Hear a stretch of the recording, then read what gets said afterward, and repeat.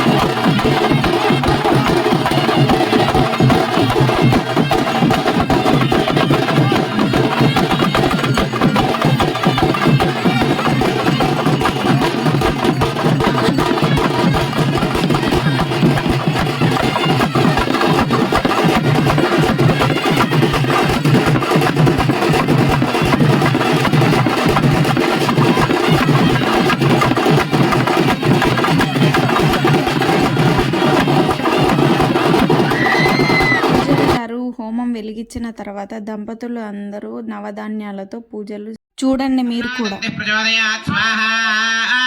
తత్పురుషాయ విద్మహే వక్రతుండాయ ధీమహి తన్నో దంతిః ప్రచోదయాత్ స్వాహా.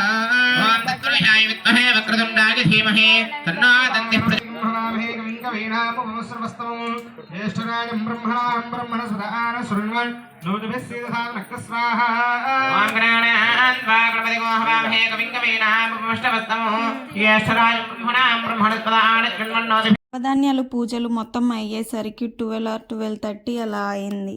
అలాగే ఎంతమంది ఊర్లలో బొడ్రాయి పండుగ జరిగిందో కామెంట్ చేయండి. Day 2 వీడియో రాబోతుంది. స్టే